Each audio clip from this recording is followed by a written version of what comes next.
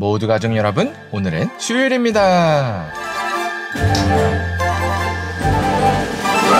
옛 속담에 말 한마디에 천냥빚을 갚는다는 말이 있죠. 이처럼 말은 참 중요한데요. 그런데 말 때문에 상처받는 일도 많은 것 같아요. 그렇다면 이렇게 중요한 말을 어떻게 해야 할까요? 그 답이 바로 오늘 본문에 있어요. 그래서 오늘 묵상을 잘 들어보시면 성경적인 말하기 방식을 아실 수 있을 거예요. 그러면 오늘도 묵상에 잘 참여해 주시고요. 꼭 댓글로 무엇을 느꼈는지를 나눠주세요. 그러면 오늘 시편의 한 절이라도 암기하는 것 잊지 마시고요. 오늘 본문인 시편 64편 듣고 올게요. 64편 다윗의 시 인도자를 따라 부르는 노래. 하나님이여, 내가 근심하는 소리를 들으시고 원수의 두려움에서 나의 생명을 보존하소서. 주는 악을 꾀하는 자들의 음모에서 나를 숨겨주시고 악을 행하는 자들의 소동에서 나를 감추어 주소서. 그들이 칼같이 자기의 혀를 연마하며 화살같이 독한 말로 겨누고 숨은 곳에서 온전한 자를 쏘며 갑자기 쏘고 두려워하지 아니하는도다.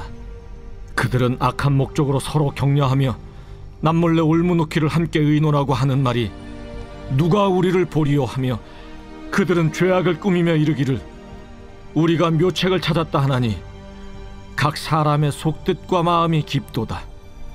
그러나 하나님이 그들을 쏘시리니 그들이 갑자기 화살에 상하리로다. 이러므로 그들이 엎드러지리니 그들의 혀가 그들을 해함이라. 그들을 보는 자가 다 머리를 흔들리로다. 모든 사람이 두려워하여 하나님의 일을 선포하며 그의 행하심을 깊이 생각하리로다. 의인은 여호와로 말미암아 즐거워하며 그에게 피하리니 마음이 정직한 자는 다 자랑하리로다.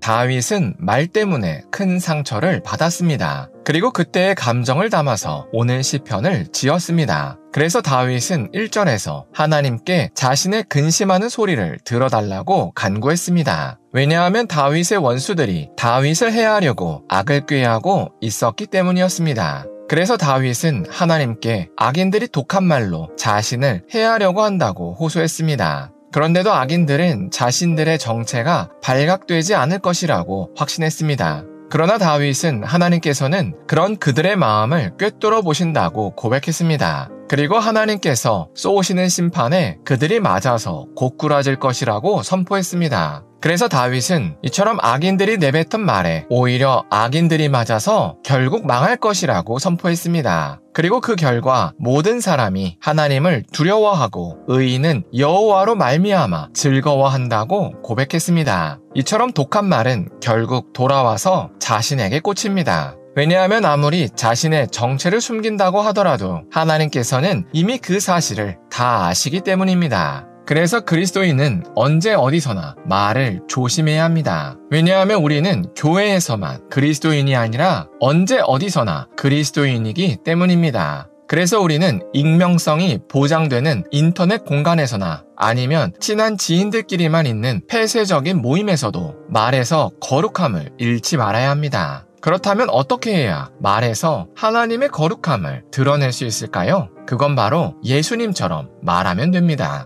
먼저 예수님은 사람에게 공감받기 위해서 필요 없는 말을 쏟아놓지 않으셨습니다. 오히려 예수님은 사람들이 그동안 받은 상처와 아픔에 공감하셨습니다. 그래서 예수님은 가늠하다 잡힌 여인에게 어떻게 이런 죄를 질 수 있냐고 하시지 않고 이제는 누구도 너를 정죄하지 않는다고 말씀하셨습니다. 왜냐하면 예수님의 눈에는 가늠한 여인이 죄책감에 짓눌려 있던 것이 보였기 때문이었습니다. 그리고 예수님께서 이 사실을 보실 수 있었던 이유는 예수님이 진정으로 그 여인에게 애정이 있으셨기 때문이었습니다. 그러나 예수님은 간음 자체를 수용하시지는 않으셨습니다. 그래서 예수님은 간음한 여인에게 공감은 하셨지만 간음에 대해서는 분명히 선을 그으셨습니다. 그래서 다시는 이런 죄를 짓지 말라고 정확하게 선을 그으셨습니다. 이처럼 우리도 다른 사람과 대화할 때 공감받으려고 하기보다는 공감하려고 노력해야 합니다.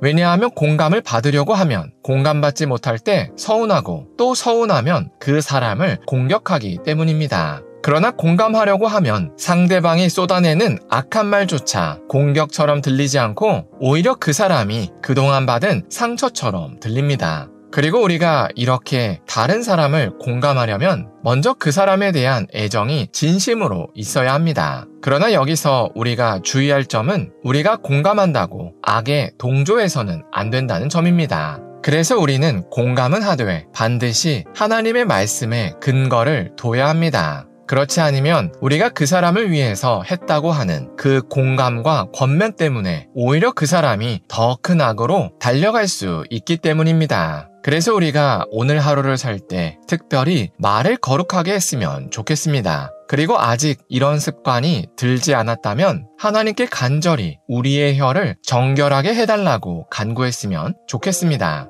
기도하겠습니다. 사랑의 하나님, 시편 64편을 통해서 말을 조심해야 한다는 것을 나눴습니다. 그래서 우리도 오늘을 살 때 특별히 말을 거룩하게 할 수 있게 하여 주시옵소서. 그런데 아직 우리의 내면이 깨끗하지 않아서 거룩한 말이 나오지 않을 때가 있습니다. 그러니 제발 우리의 혀와 영혼을 정결하게 하여 주시옵소서. 예수님의 이름으로 기도합니다.